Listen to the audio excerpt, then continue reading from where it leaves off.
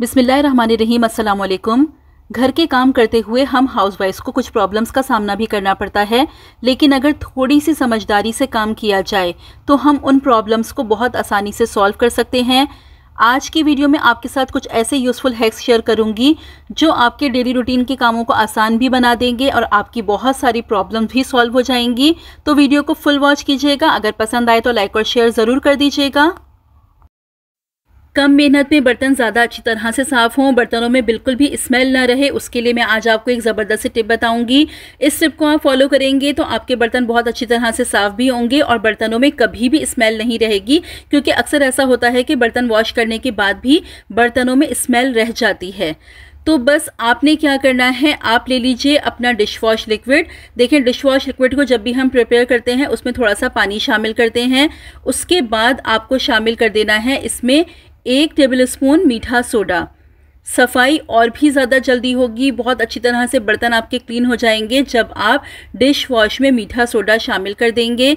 और बर्तनों में स्मेल बिल्कुल भी नहीं रहेगी, क्योंकि मीठा सोडा स्मेल को बिल्कुल ख़त्म कर देता है। और उसके साथ ही आपने शामिल कर देना है 1 टेबलस्पून नमक।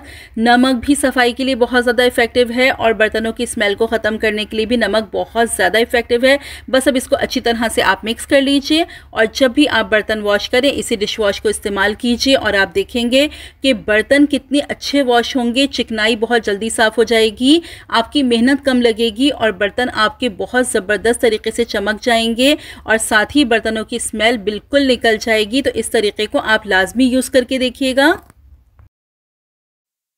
एक शॉपर पे 2 कट लगा के आप एक ज़बरदस्त सा ऑर्गेनाइज़र तैयार कर सकते हैं। आपने क्या करना है, ये जो 2 साइड्स हैं इन पर आपने कट लगा देना है। देखिए, जिस तरीके से मैं इसको काट रही हूँ इस तरीके से आपने शॉपर को काट लेना है। बस ये वाली साइड मैंने काट ली है।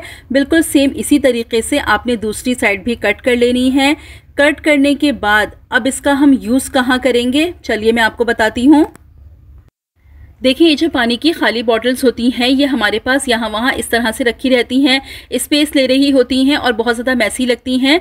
तो इस तरह से अगर आप एक शॉपर में कट लगा लेंगे तो आपकी पानी की बॉटल्स को ऑर्गेनाइज करके रखने के लिए आपके पास एक ज़बरदस्त सा ऑर्गेनाइज़र तैयार हो जाएगा। ये देखिए, बस इस तरीके से आप 4 से 5 पानी की बॉटल्स आराम से ऑर्गेनाइज करके रख सकते हैं। आप चाहे किचन में हैंग कर लीजिए, जहाँ भी आपको ज़रूरत हो आप इस तरह से शॉपर को हैंग करके पानी की बॉटल्स को ऑर्गेनाइज कर लीजिए।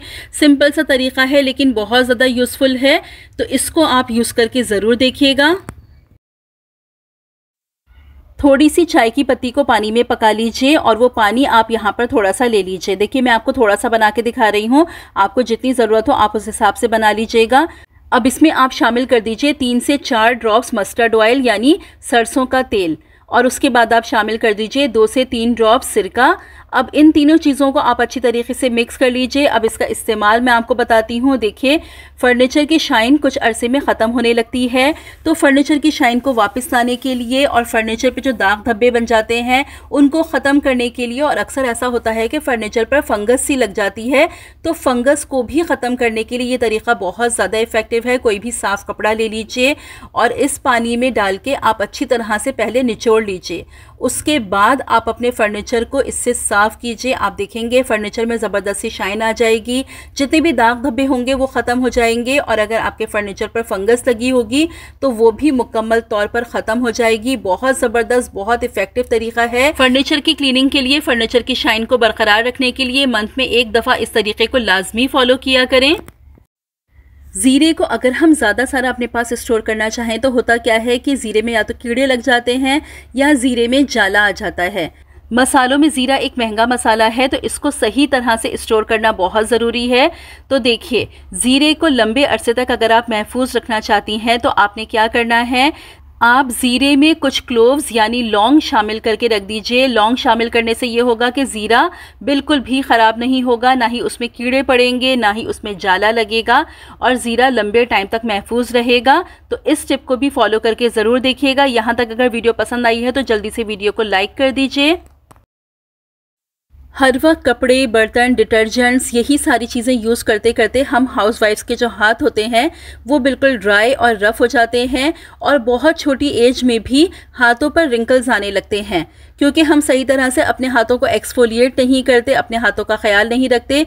तो आज सिर्फ 2 चीज़ों से हाथों के लिए आपको एक ज़बरदस्त सा एक्सफोलिएटर बनाना बता रही हूँ, जिससे आपके हाथों की स्किन बहुत ज़्यादा नरम मुलायम रहेगी।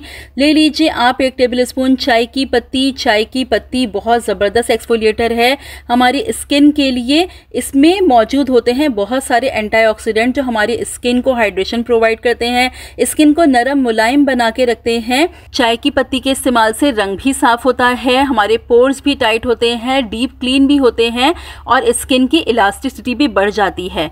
अभी जो मैं आपको स्क्रब बता रही हूँ ये सिर्फ आपने अपने हाथों पैरों पर इस्तेमाल करना है, ये फेस पर इस्तेमाल नहीं करना। फेस पर चाय की पत्ती का इस्तेमाल मैं आपको बाद में बताऊंगी। तो देखिए बस इसमें आप शामिल कर लीजिए थोड़ी सी एलोवेरा जेल, अच्छी तरह से मिक्स कर लीजिए। मिक्स करने के बाद आप अपने हाथों पर, अपने पैरों पर भी इसको अप्लाई कर सकते हैं। अच्छी तरह से अप्लाई कीजिए, 5 मिनट आप इसको रब कीजिए और 5 मिनट के बाद आप इसको छोड़ दीजिए तकरीबन 5 से 10 मिनट के लिए। उसके बाद आप अपने हाथों को, अपने पैरों को वॉश कर लीजिए और आप देखेंगे क्या ज़बरदस्त इसके रिजल्ट होंगे। एक बार आप इसको अप्लाई करके देखिए अपने हाथों पर, इतने नरम मुलायम आपके हाथ हो जाएंगे। हाथ वॉश करने के बाद कोई एलोवेरा जेल या फिर कोई मॉइस्चराइजिंग लोशन ज़रूर अप्लाई कर लीजिएगा। तो इस तरीके को आप लाजमी फॉलो करके देखिएगा। जो भी फीडबैक हो कमेंट सेक्शन में ज़रूर दीजिएगा। देखिए बाज़ार से जब भी हम ये कप लेके आते हैं अक्सर ऐसा होता है कि ये कच्चे होते हैं और बहुत जल्दी टूट जाते हैं। अक्सर तो ऐसा भी होता है कि बर्तन वॉश करते करते ये कप के हैंडल हमारे हाथ में ही आ जाते हैं। तो जब भी आप बाज़ार से नए कप ख़रीद के लेके आएँ तो पहले एक छोटा सा काम कर लीजिए। नीम गर्म आप पानी ले लीजिए और उस पानी में आप इन कप को डुबो के 15 से 20 मिनट के लिए छोड़ दीजिए। अगर ये एक छोटा सा काम आप कर लेते हैं तो ये कप आपके बिल्कुल पक्के हो जाएंगे और ये जो कप बहुत जल्दी टूट जाते हैं ये प्रॉब्लम आपका बिल्कुल सॉल्व हो जाएगा। बिल्कुल इसी तरह से जब हम नई चूड़ियाँ लेके आते हैं तो चूड़ियाँ भी अक्सर कच्ची होती हैं और जब हम हाथों में चूड़ियाँ पहनते हैं तो पहनते पहनते ही कई चूड़ियाँ हमारी टूट जाती हैं। तो जब भी नई चूड़ियाँ ख़रीद के लेके आएँ तो इसी तरह से नीम गर्म पानी ले लीजिए और अपनी चूड़ियों को उसमें डुबो के थोड़ी देर के लिए छोड़ दीजिए, 15 से 20 मिनट के लिए बस। उसके बाद आप चूड़ियों को निकाल लीजिए। इस तरीके से चूड़ियाँ बिल्कुल पक्की हो जाएंगी और आसानी से नहीं टूटेंगी। तो जब भी नए कप ख़रीद के लेके आएँ या नई चूड़ियाँ ख़रीद के लेके आएँ तो ये एक छोटा सा काम ज़रूर कर लिया करें। सीजर्स को जब भी हैंड बैग में रख के ले जाना हो तो आप हमेशा इस तरह से एक कैप ले लीजिए और कैप को इस तरह से आप सीजर पर फिक्स कर दीजिए। देखिए अगर ऐसे ही हम सीजर को हैंड बैग में रखते हैं तो हैंड बैग से सामान निकालते हुए ये सीजर हमारे हाथ में लग सकती है और हैंड बैग में जो भी सामान हमने रखा है वो भी सीजर से ख़राब हो सकता है। तो इसलिए सीजर को कभी भी हैंड बैग में इसी तरह से कैरी ना करें। हमेशा इस तरह से एक पेन का कैप सीजर पर आप लगा लीजिए। इस तरह से सीजर बिल्कुल सेफ हो जाएगी। इस तरह से आप रखेंगे ना आपके हाथ पर लगेगी और ना ही बैग में रखा हुआ सामान ख़राब होगा। होप कि ये छोटा सा आइडिया है लेकिन आपको पसंद भी आया होगा और आपके लिए यूज़फुल भी रहेगा। तो सीजर्स को कैरी करते हुए आप इस तरीके को ज़रूर फॉलो करें। बोतल का आज आपको एक ऐसा इस्तेमाल बता रही हूँ जिससे आपकी चूहों से जान छूट जाएगी। चूहों को पकड़ना बहुत ज़्यादा आसान हो जाएगा क्योंकि चूहों का मसला तो तकरीबन हर घर में ही कॉमन है। कितनी भी कोशिश कर लें लेकिन चूहे कहीं ना कहीं से घर में आ ही जाते हैं। तो देखिए आप एक बॉटल ले लीजिए और ये जो जगह है जहाँ पर मैं आपको मार्क लगा के दिखा रही हूँ यहाँ से आपको बॉटल को कट करना है। मार्क मैं आपको इसलिए लगा के दिखा रही हूँ ताकि आपको ईजी हो जाए कि आपको बॉटल को कहाँ से कट करना है। तो देखिए बस मैंने यहाँ पर एक मार्क लगा लिया है। अब छुरी की मदद से या फिर आप चाहें तो कैंची से या इस तरह से आपके पास कटर हो तो इस जगह से आप बॉटल को कट कर लीजिए। अब कट करने के बाद आपने क्या करना है, देखें मैं आपको लाइंस बना के दिखा रही हूँ, उस तरह से आपने बॉटल को कट करना है। ये देखिए इस तरह से मैं मार्कर से ये लाइन बना रही हूँ। ये इस तरह से मैंने लाइन बनाई है। अभी आगे आपको इसी तरह से बॉटल को कट करना है। बस इस तरीके से मैं लाइंस बना दूंगी। ये देखिए इस तरह से आपने लाइन बना लेनी है। अब ये जो लाइंस हमने ड्रॉ की हैं इनको हम कट कर लेंगे। बड़ी आसानी से आप सिजर की मदद से इनको कट कर सकते हैं। बस इस तरह से आपने इनको कट कर लेना है। ये देखिए जितनी मैंने लाइंस ड्रॉ की थी इन सबको मैंने सिजर की मदद से कट कर लिया है।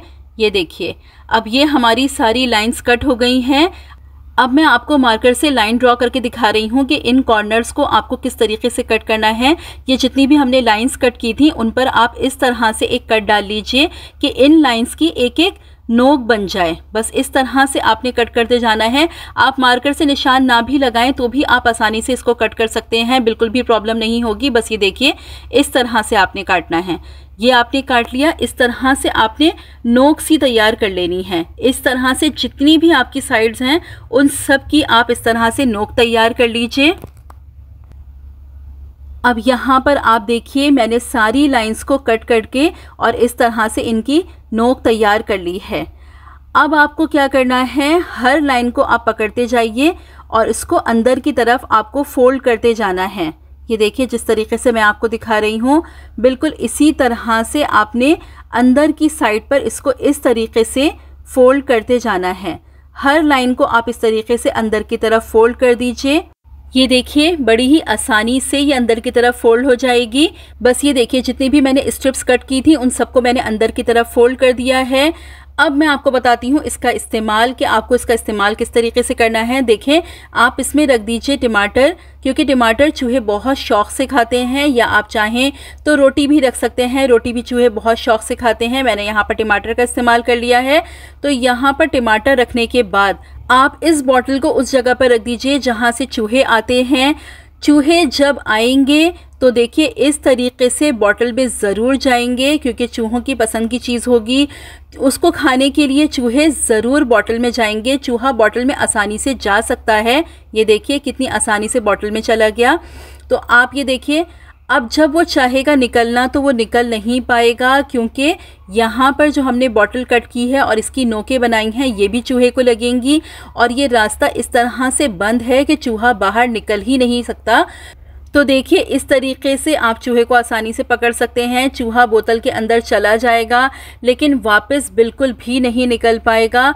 सिंपल सा तरीका है, बहुत आसान है। बच्चे भी इस तरह से कटिंग करके इस बॉटल को तैयार कर सकते हैं। तो इस तरीके को आप फॉलो करके देखिए, आपको ज़रूर इससे फ़ायदा होगा। इस तरीके से बॉटल को कट कीजिए और जहाँ से भी चूहे आते हैं वहाँ पर आप रख दीजिए, और इस तरह से आप चूहों को आसानी से पकड़ सकते हैं।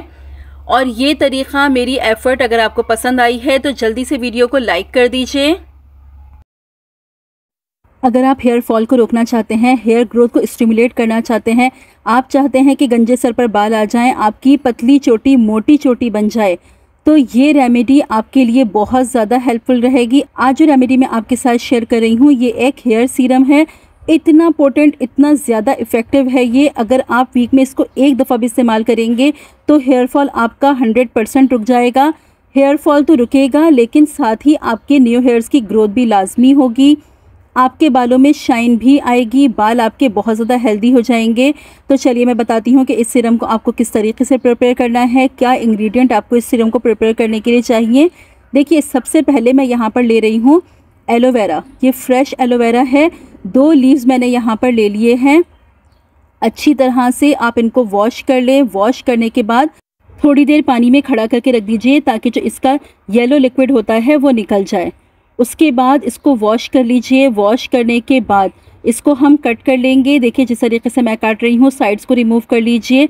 कट करने के बाद इसको आप पीसेस में काट लीजिए। एलोवेरा में विटामिन सी, ई, B12, फोलिक एसिड मौजूद होता है जो हमारी हेयर्स की ग्रोथ को स्टिमुलेट करता है, हेयर फॉल को रोकता है, बालों में शाइन ऐड करता है, स्कैल्प को क्लीन करता है, हमारे हेयर्स को कंडीशन करता है। इतने सारे बेनिफिट्स होते हैं एलोवेरा के हमारे बालों के लिए। अगर आप रेगुलर एलोवेरा का इस्तेमाल करें अपने बालों में तो आपके बाल बहुत ज़्यादा हेल्दी हो जाएंगे। दूसरी चीज़ जो मैं इसमें शामिल कर रही हूँ वो है कड़ी लीव्स, यानी कड़ी के पत्ते। कड़ी के पत्ते भी हमारे बालों के लिए बहुत ज़्यादा फ़ायदेमंद हैं। बहुत ज़्यादा पोटेंट न्यूट्रिएंट्स मौजूद होते हैं कड़ी के पत्तों में। कड़ी के पत्तों का रेगुलर यूज़ कीजिए, इनटेक भी कीजिए, और एक्सटर्नल रेमेडीज़ में भी आप कड़ी के पत्तों का बहुत ज़्यादा इस्तेमाल करें। अगर आप कड़ी के पत्तों का रेगुलर यूज़ करेंगे तो बाल सफ़ेद होना भी रुक जाएंगे। कड़ी लीव्स में बहुत सारे एंटीऑक्सीडेंट मौजूद होते हैं जो हमारे डेड फॉलिकल्स को रिमूव करते हैं, हमारी स्कैल्प को मॉइस्चराइज करते हैं। साथ ही से मौजूद होता है बीटा कैरोटीन और प्रोटीन, तो हेयर फॉल को रोकते हैं, न्यू हेयर्स की ग्रोथ में हेल्प करते हैं। अब जो तीसरी चीज़ मैं इसमें शामिल कर रही हूँ वो है जिंजर यानी अदरक। बस ये 1 इंच का आप पीस ले लीजिएगा, ये इतना काफ़ी होगा। जिंजर भी हमारे बालों के लिए बहुत ज़्यादा फ़ायदेमंद है। जब आप स्कैल्प पर इसका इस्तेमाल करते हैं तो स्कैल्प पर ब्लड सर्कुलेशन को इंक्रीज़ करती है, जिससे हेयर फॉल भी रुकता है और न्यू हेयर्स की ग्रोथ भी होती है। स्कैल्प पर अदरक का रेगुलर इस्तेमाल अगर करते हैं तो प्री मैच्योर हेयर ग्रेइंग से भी आप बच सकते हैं। डैंड्रफ को भी रिमूव करती है अदरक, बहुत ज़्यादा फ़ायदेमंद है हमारे बालों की ग्रोथ के लिए। इन तीनों चीज़ों को अब आप मिक्सी में डालेंगे और इसको ग्राइंड कर लेंगे। ग्राइंड करके इसका पेस्ट तैयार कर लेंगे। उसके बाद किसी भी बारीक कपड़े की हेल्प से आप इसको छान लीजिएगा। ये देखिए यहाँ पर मैंने इसको अच्छे तरीके से छान लिया है। अब ये जो पेस्ट हमें हासिल हुआ है ये एक ज़बरदस्त टॉनिक है बालों के लिए। वीक में एक दफ़ा इस टॉनिक का आप ज़रूर इस्तेमाल करें, आप देखेंगे आपके बाल इतने हेल्दी हो जाएंगे। अब इसमें मैं शामिल कर रही हूँ तकरीबन 1 टेबलस्पून के बराबर कोकोनट ऑयल यानी खोपरे का तेल। अगर आप कोकोनट ऑयल के लिए कंफर्टेबल ना होते हो तो आप यहाँ पर बादाम या फिर जैतून के तेल का इस्तेमाल भी कर सकते हैं। अब इन सब चीज़ों को बहुत अच्छी तरीके से मिक्स कर लेंगे। मिक्स करने के बाद आप अपनी स्कैल्प पर इसको अप्लाई करेंगे। कॉटन की मदद से भी अप्लाई कर सकते हैं, आप चाहें डायरेक्ट हाथों से भी अप्लाई कर सकते हैं। इसको आप अप्लाई कर लेंगे। सिर्फ स्कैल्प में अच्छी तरीके से अप्लाई करने के बाद आप तकरीबन 10 से 15 मिनट अपनी स्कैल्प पर अच्छी तरह से मसाज करेंगे। बहुत हल्के हाथों से उंगलियों की मदद से आप अपने सर पर मसाज कीजिएगा। मसाज करने के बाद आप कोई शार कैप पहन लीजिएगा और तकरीबन इसको आप 1.5 से 2 घंटे अपने बालों में लगे रहने दीजिएगा। 1.5 से 2 घंटे के बाद जो भी शैम्पू आप यूज़ करते हैं उससे आप अपने बालों को वॉश कर दीजिएगा। आप देखेंगे कि आपके बाल इतने ज़्यादा हेल्दी हो जाएंगे। वीक में एक दफ़ा आप इस रेमेडी को ज़रूर फॉलो करें, आपका हेयर फॉल बिल्कुल रुक जाएगा, न्यू हेयर्स की ग्रोथ भी होगी, बाल आपके बहुत ज़्यादा हेल्दी, बहुत ज़्यादा स्ट्रॉन्ग हो जाएंगे। इस रेमेडी को अपने लिए ज़रूर ट्राई कीजिएगा। वीडियो को लाइक कर दीजिएगा, फ्रेंड्स फैमिली में शेयर भी ज़रूर कर दीजिएगा। चैनल पर अगर पहली बार आए हैं तो सब्सक्राइब कर लीजिए, साथ ही बेल नोटिफिकेशन को प्रेस करके ऑल पर ज़रूर क्लिक कर लीजिएगा ताकि फ्यूचर में आने वाली तमाम वीडियो के नोटिफिकेशंस भी आपको मिल सकें। रखिएगा अपना बहुत सारा ख्याल, मुझे भी अपनी दुआओं में याद रखिएगा। अल्लाह हाफिज़।